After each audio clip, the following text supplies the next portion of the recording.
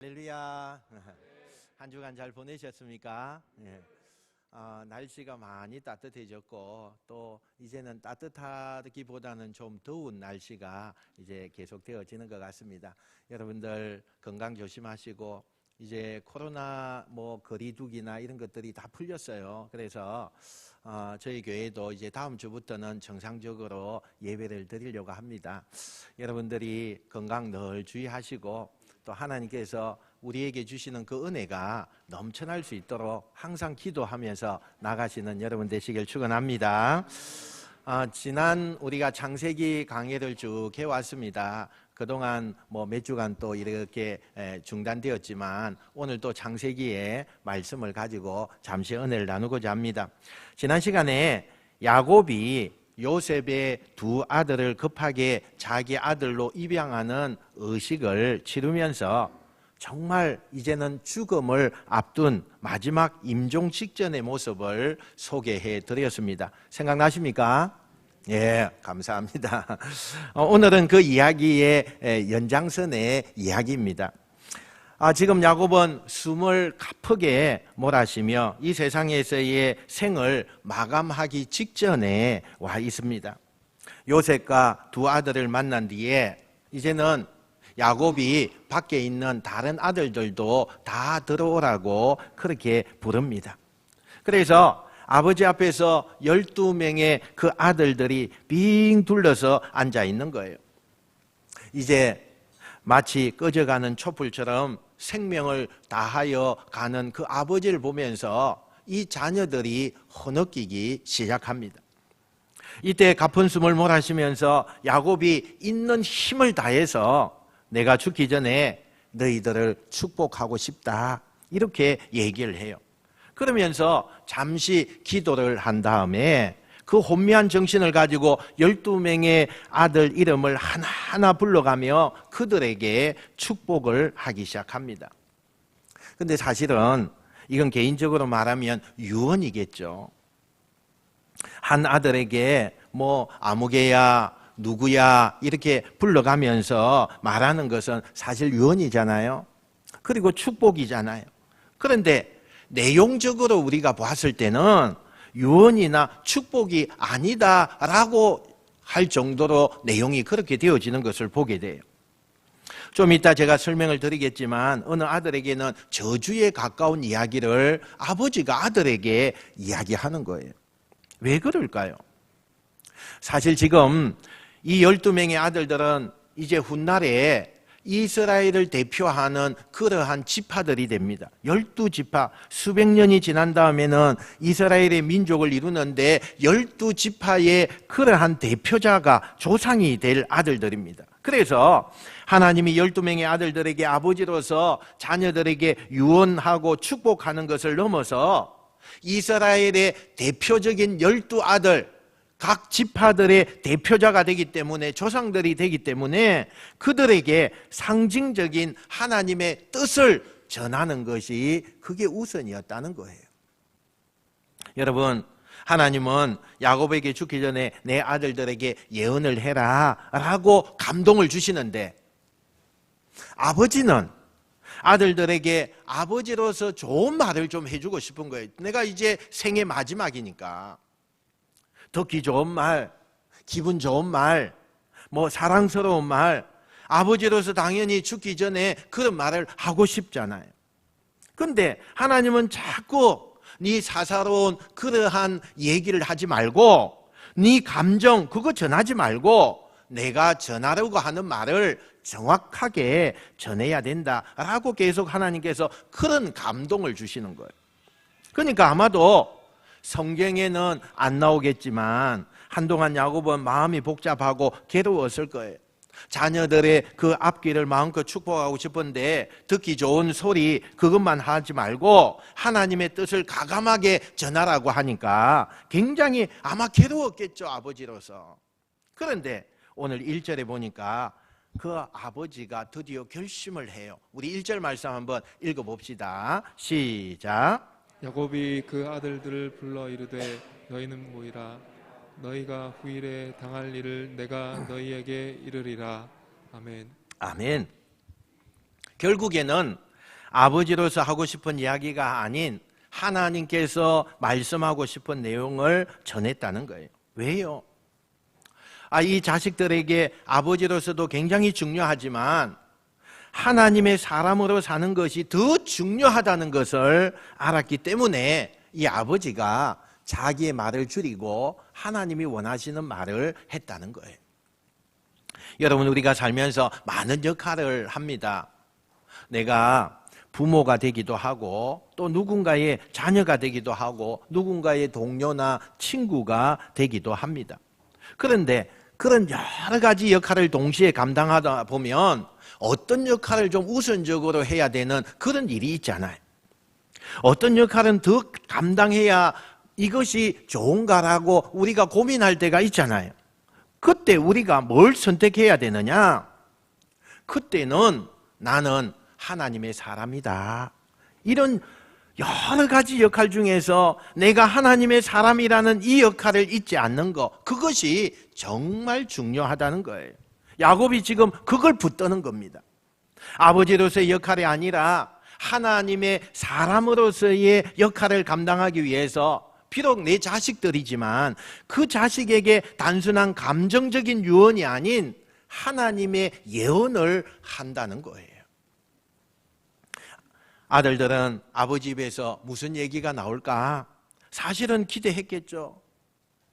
아버지가 자식들에게 좋은 말을 하겠지, 축복된 말을 하겠지, 그러면서 이 자식들이 기대하는 거예요. 그런데 첫째 아들 르우벤 이름을 부를 때부터 아들들은 기대했던 그와는 전혀 다른 이야기에 다들 깜짝 놀랍니다. 3절, 4절 상반절에 보니까 첫째 아들 르우벤을 부르면서 이렇게 예언을 해요. 우리 같이 한번 읽어봅시다. 시작. 르우벤아, 너는 내 장자요, 내 능력이요, 내 기력의 시작이라. 위풍이 월등하고 권능이 탁월하다마는 물의 끓음 같았은즉 너는 탁월하지 못하리니. 아멘. 사실 르우벤이라고 하는 이 장남은요, 굉장히 좋은 면이 많았습니다. 아버지로부터 좋은 것만 다 물려받은 것 같아요. 그래서 굉장히 재능도 많고 똑똑하고 또 사람들에게 인정을 많이 받았어요. 아버지 야곱의 유전적인 좋은 걸 많이 불러받은 이 아들은요, 르우벤밖에 없는 것처럼 그렇게 너무나 좋은 것을 많이 받은 아들이에요. 아버지가요, 인정하잖아요. 너는 어떤 형제들보다 건세가 있고 명예가 있고 너는 정말 대단하다. 그런데 그런 좋은 재능과 능력이 있는데 그가 어떤 인생을 살았다고요? 끓는 물처럼 된다, 이렇게 해요. 끓는 물처럼 된다. 그런 말은 너는 탁월하지 못할 것이다, 어뜸이 되지 못할 것이다, 그런 뜻이 담겨져 있어요. 여러분, 끓는 물이라는 게 뭘 말하는 거예요? 주전자에 물이 막 끓어요. 그러면 어떻게 됩니까? 넘쳐나잖아요. 그럼 그 안에 있는 물이 어떻게 해요? 점점 밖으로 나오게 되어서 쏟아지잖아요.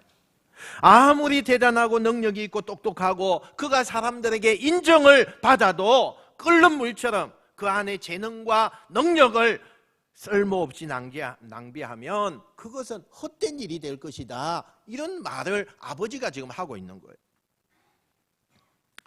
너 사람들이 대단하다고 그렇게 능력이 있을지 모르지만 끓는 물처럼 살아온 너의 인생은 결국 너로 인해 너의 후손들이 복을 받지 못한다. 장자의 복을 받지 못할 거다. 그런 얘기예요. 르우벤이 큰 충격을 받고 있는데 아버지가 다음 시므온과 셋째 레위에 대해서도 아버지가 축복의 예언을 합니다. 형식은 축복이죠. 그런데 그 내용은 축복이 아니에요. 둘째 시므온과 레위에 대해서도 뭐라고 얘기를 하느냐? 너희들이 참 잔혹하구나. 여러분, 이 성경에 야곱의 12아들 중에서 둘째 시므온과 셋째 레위, 이 둘은요 늘 단짝이었어요. 어떤 일을 해도 이 둘은요 하나로 뭉쳤어요. 또 늘 함께 다녔어요.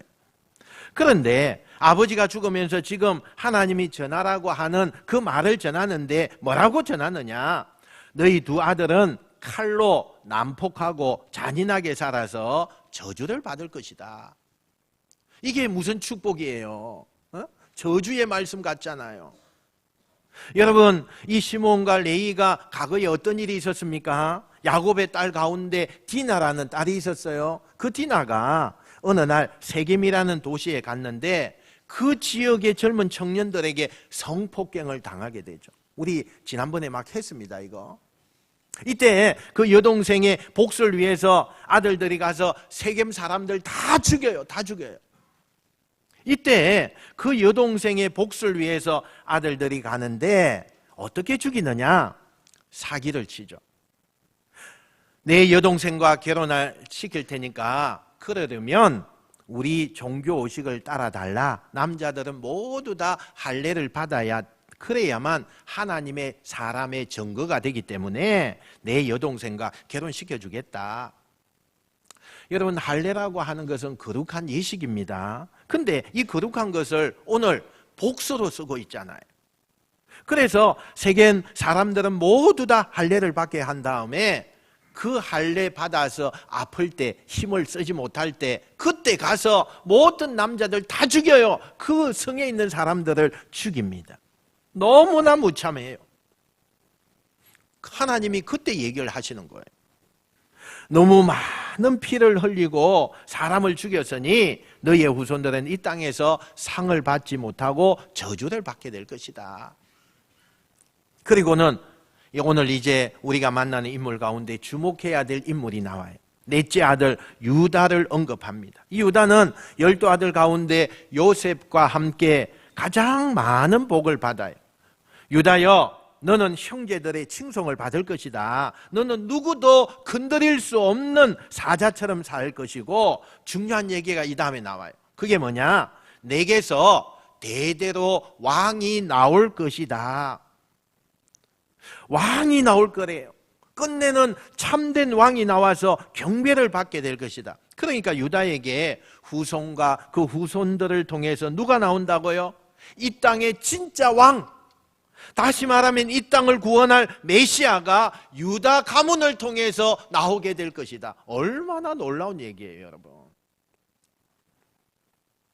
그러니까 앞에 세 아들에 비해서는 넷째 유다는 모두가 부러워할 만큼 이 아버지의 입에서 축복을 받게 되는 거예요. 그런데 사실 유다가 여러분 이렇게 축복을 받을 사람으로서 거리가 먼 인생을 살았던 사람이라고 제가 많이 이야기했지 않습니까? 유다는요, 한때는 아버지의 그 신앙적인 그런 또 아버지 하나님을 향한 그런 가르침을 거부했어요. 그리고는 어디로 뛰쳐나가요? 이방 땅으로 뛰쳐나가요.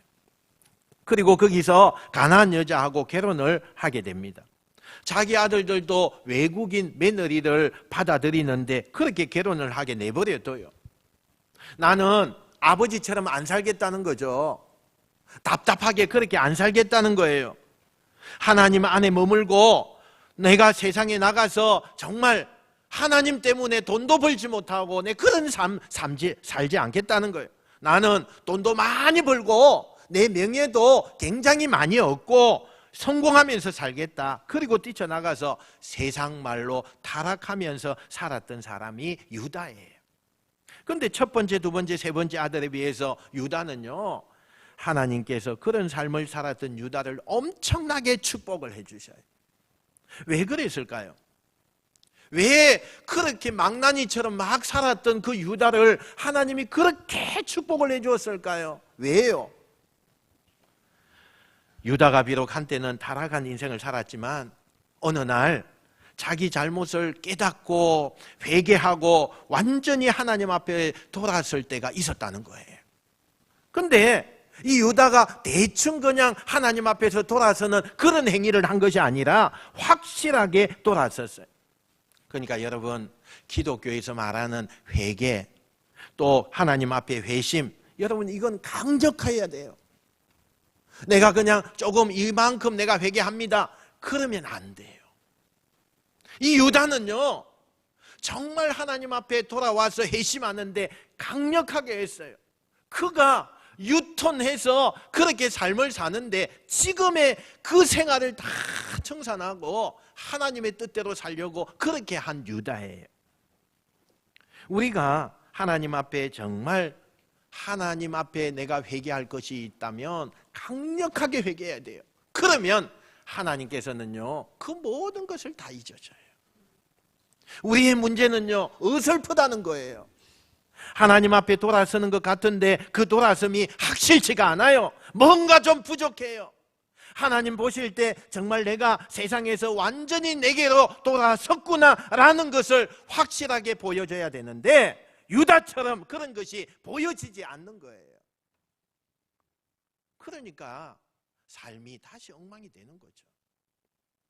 야곱은 4명의 여자에게서 12아들이 태어나요.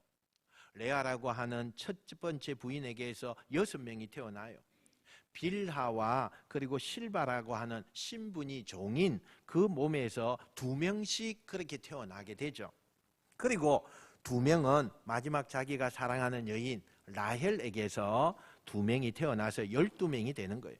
지금 유다까지 4명을 축복했잖아요. 나머지 6명을 쭉 예언을 하면서 그 다음에 가게 되는데 요셉 얘기가 나와요.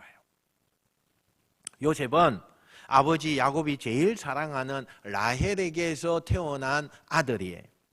그러니까 이 아버지가 워낙 요셉을 좋아했고 또 자기가 사랑한 여인의 아들이 있기 때문에 예상이 되죠.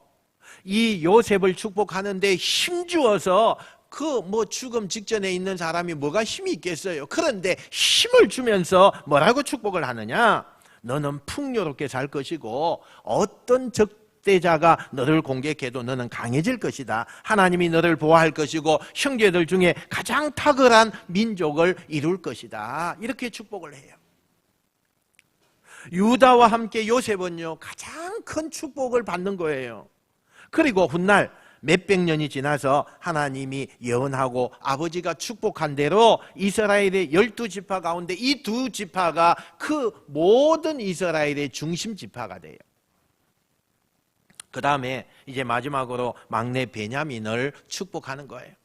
그런데 이 베냐민에 대한 예언이 가장 흥미롭습니다. 우리가 생각할 때는 라헬에게서 태어난 그 아들이 2인데 그 하나가 요셉이고 그 다음에 베냐민이잖아요. 이 베냐민은 막내예요. 그래서 아버지가요, 정말 늙음아까지 품에 끼고 사랑해주고 아끼는 그 아들이었어요. 왜냐하면 엄마가 일찍 돌아가셨거든요. 그러니까 엄마가 없는 그 상황에서 이 아버지가요, 늘 품에 끼면서 그렇게 이 막내를 키웠어요. 아버지가 끔찍히 이 베냐민을 아꼈다는 거죠. 그래서 우리의 상식으로는 막내에게는 형들보다 더 많은 축복을 줄 거라는 그런 예상이 됩니다. 그런데 베냐민의 이름을 부른 야곱이 뭐라고 얘기를 하느냐? 우리 27절 한번 읽어봅시다. 27절입니다. 시작. 베냐민 뜯는 일이라 아침에는 빼앗은 것을 먹고 저녁에는 움킨 것을 나누리로다. 아멘. 여러분, 이 베냐민의 후손들에게 뭐라고 예언을 하느냐?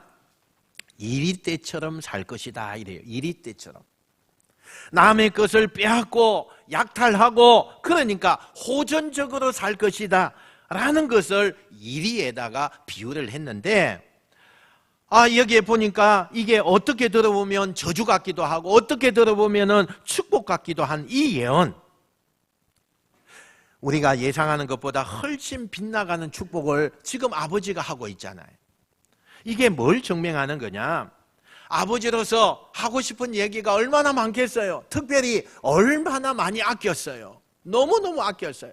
자기의 생명을 바꿀 만큼 그렇게 아낀 막내예요.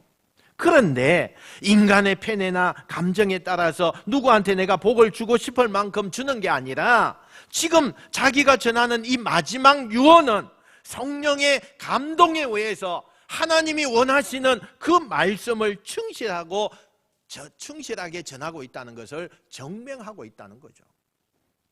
이렇게 해서 12명의 아들에 대해서 아버지로서 한 사람 한 사람 하나님이 주신 예언의 축복이 끝납니다. 결국에는 아버지를 통해서 예언을 들은 아들들은 시비가 엇갈려요. 축복을 받은 아들이 있는가 하면 저주를 받는 아들들도 있었어요. 하나님은 왜 아들들에게 복을 주시고 어떤 아들에게는 저주의 그런 말씀을 내리신 걸까? 도대체 그 근거가 뭘까? 성경은 하나님이 그렇게 축복과 저주를 나눈 기준이 있다는 거예요. 오늘 우리가 읽었던 본문이에요. 28절 하반절 같이 한번 읽어보겠습니다. 28절입니다. 시작. 그들 각 사람의 분량대로 축복하였더라. 아멘.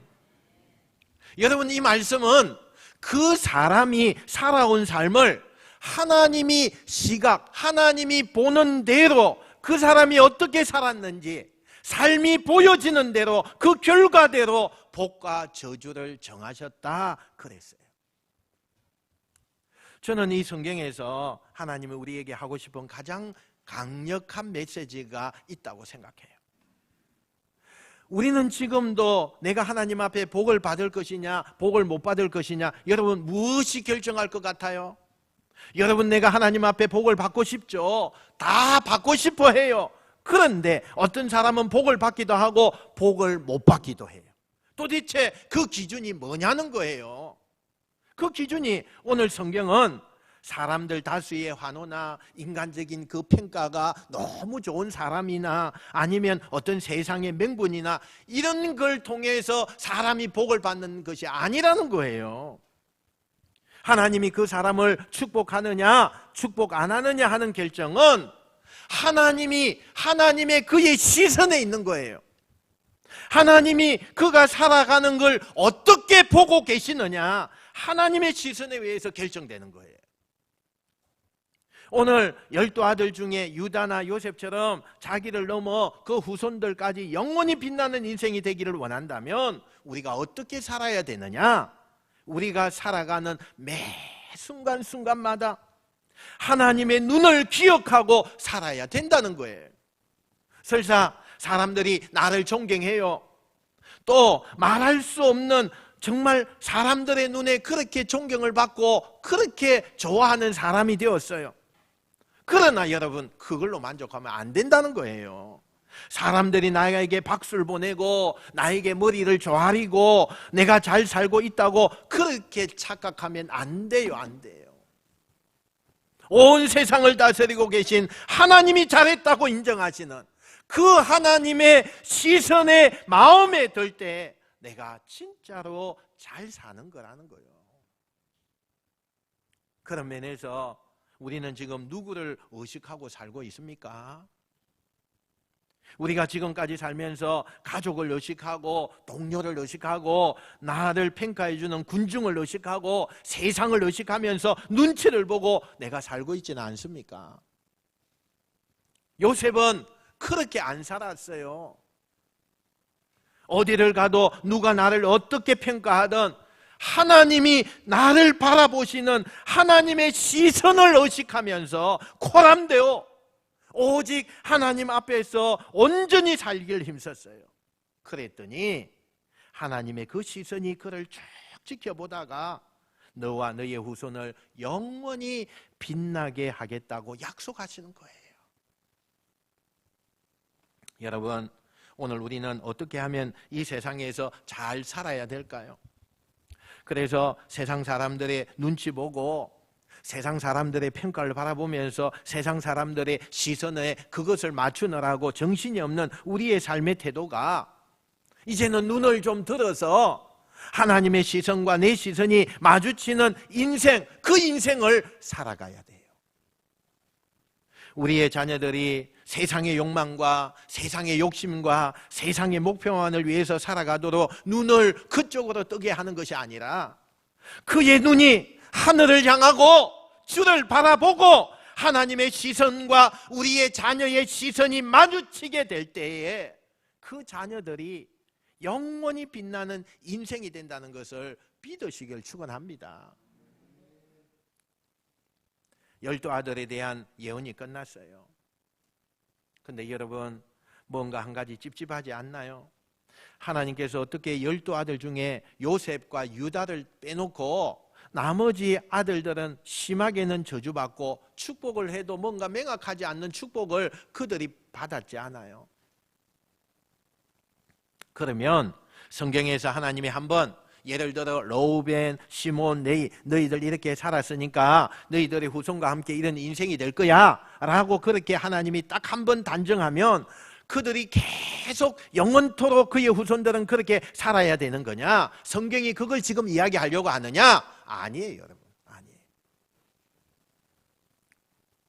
오늘 이 성경이 우리에게 전하고 싶은 진짜 메시지는 저주에 가까운 복을 하나님께서 선언하셨는데 너희들은 이런 운명이니까 이제는 뭘 해도 소용이 없어. 너희는 이게 팔자고 너희들이 이렇게 살아야 돼. 너희들은 이렇게 망해야 돼. 이런 뜻으로 하나님이 그들에게 그것을 말씀하신 게 아니고 너희들이 이렇게 살았기 때문에 그 결과로 너희들은 이런 저주의 생활들이 이어질 거야.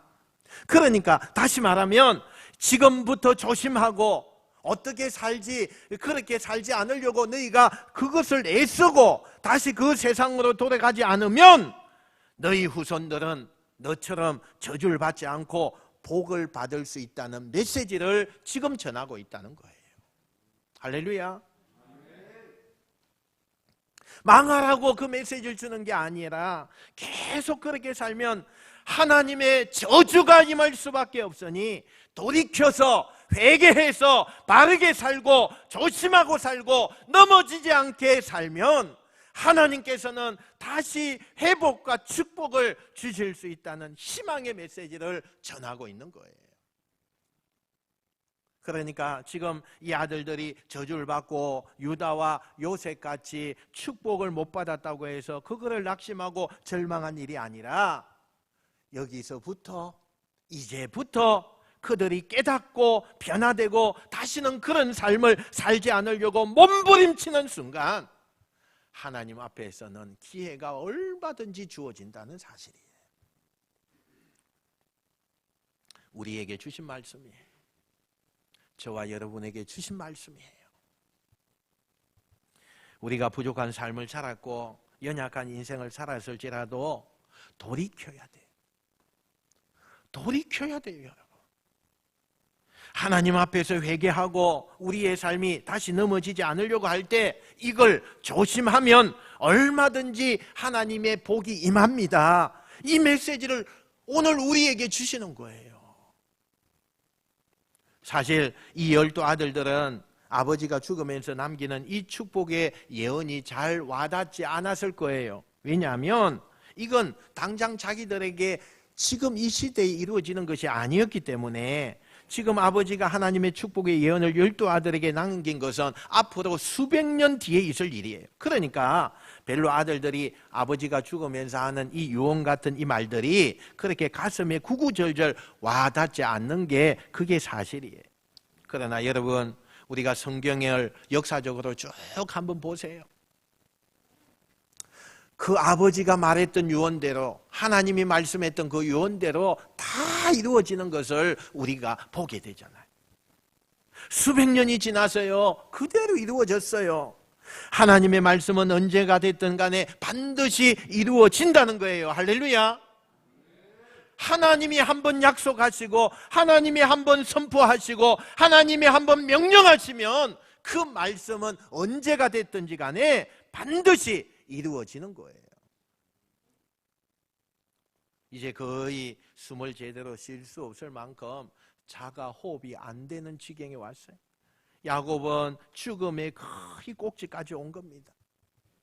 그런데 이 꼭지까지 왔던 이 야곱이요, 한 번 더 숨을 몰아쉬면서 아들들에게 한마디를 던지고 운명을 해요. 뭐라고 하느냐? 내 시신을 헤브론에 있는 막벨라 굴에다가 묻어달라, 이렇게 말을 하고 운명을 해요. 여러분, 창세기 47장에 가보면 이 야곱이요, 아들 요셉을 급하게 불러가지고 자기 사타구니에다가 손을 넣게 하고는 그들의 전통 예식에 따라서 맹세를 하게 한 다음에 뭐라고 유언을 했느냐? 내가 죽으면 이 애굽 땅에서 장사하지 말고 고향 땅으로 내 시신을 가져가라, 너 맹세해라, 이렇게 한 내용이 있었어요. 근데 오늘 49장에 와서는 요셉뿐만 아니라 다른 이들 다 있는 앞에서 다시 한번 요셉에게 그냥 가나안 땅으로 나를 묻어달라 그렇게 했는데, 오늘은 아예 지정을 해줘요. 어디에다가 나를 이렇게 묻어달라고 지정하잖아요. 그게 어디예요? 막벨라 굴이라는 곳이에요. 아예 장소를 딱 못 박습니다. 왜 마지막 죽으면서 남긴 마지막 말이 내가 죽거든 내 시신을 막벨라 굴에다가 묻어달라 이렇게 얘기했을까? 이 막벨라 굴이 도대체 뭘까? 어디에 있을까? 30절 31절 말씀, 이 말씀에 우리가 막벨라 굴의 소개를 해줘요. 한번 봅시다. 시작. 이 굴은 가나안 땅 마므레 앞 막벨라 밭에 있는 것이라. 아브라함이 햇사람 에브론에게서 밭과 함께 사서 그의 매장지를 삼았으므로 그들 각 또 넘어갔나요? 네. 아브라함과 그의 아내 사라가 거기 장사되었고 이삭과 그의 아내 리브가도 거기 장사되었으며 레아를 그곳에 장사하였노라. 아멘. 하나님께서 아브라함에게 약속하셨어요. 너와 너의 자손에게 내가 가나안 땅을 주리라. 그리고 그 말씀을 믿고 아브라함이 가나안 땅으로 이주를 왔어요. 그래서 열심히 목축업을 하고 열심히 살았는데 땅은 한 평도 자기 땅이 없었어요. 그래서 열심히 목축해서 내가 돈을 많이 벌었지만 이 가나안 사람들에게 땅을 살 수가 없는 거예요. 이 가나안 사람들은 땅을 팔면 그거는요 죽는 거와 같다 이렇게 생각을 하고 있었다는 거예요.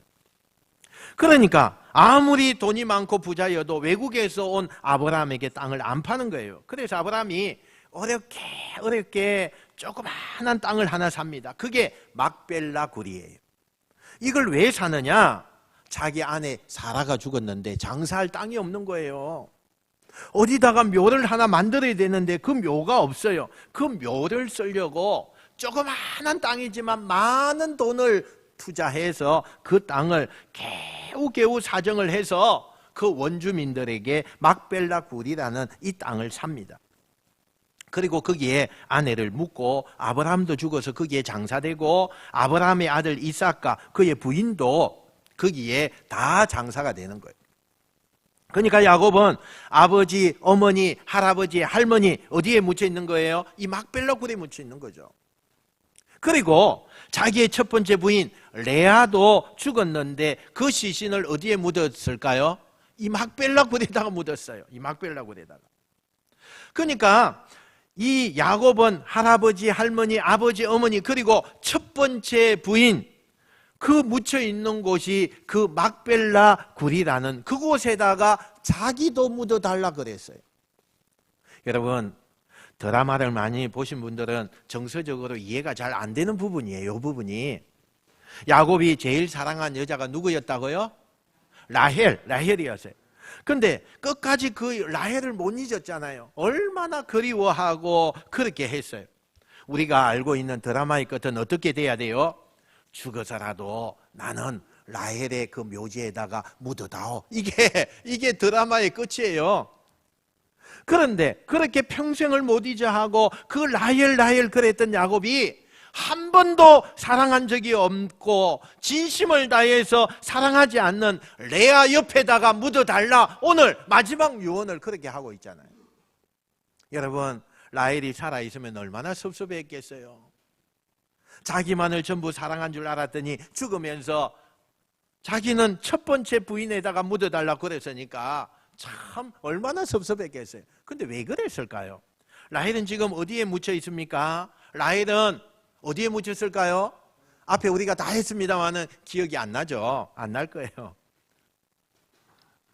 이 라헬은 가나안으로 돌아오는 중간에 베들레헴이라고 하는 곳에 묻혔어요. 그래서 라헬의 무덤은요 막벨라 그 굴이 아니라 베들레헴에 지금 있기 때문에 우리는 당연히 야곱이 죽으면서 저 베들레헴 그 라헬이 묻혀있는 그곳에다가 나를 묻어다오. 이게 우리가 예상했던 대답 아니겠어요? 그런데 자기가 사랑하는 라헬 옆이 아니라 한 번도 사랑한 적이 없는 레아가 묻혀있는 막벨라 굴에 묻어달라고 했던 거예요. 왜 그랬을까요?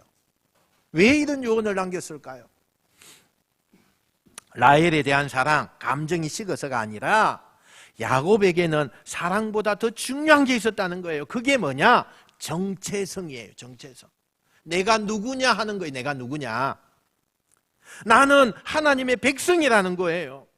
내가 하나님의 백성이기 때문에 당연히 하나님의 땅에 가서 하나님의 품에 안기는 것이 그게 정상이라는 거예요. 그 마음이 있었기 때문에 사랑의 감정을 넘어서 나는 하나님의 백성이라는 것 때문에 내 마지막을 하나님의 땅, 하나님의 품, 하나님이 주신 땅, 그 막벨라 그 굴에다가 묻히는 게 당연하다고 생각한 거예요. 저는 사실 이 야곱이 제가 몇 번 얘기했지만 그의 인생을 놓고 보면 그렇게 하나님이 축복받을 만한 인생을 사는 사람이 아니었어요. 늘 사기치고요, 은혜 주신 거 그냥 다 발로 밟아버리고 별로 그렇게 건강한 인생을 산 사람이 아니잖아요. 그런데 하나님이 무엇 때문에 그렇게 야곱에게 감동하시고 그 야곱의 후손들을 그렇게 축복하셨을까?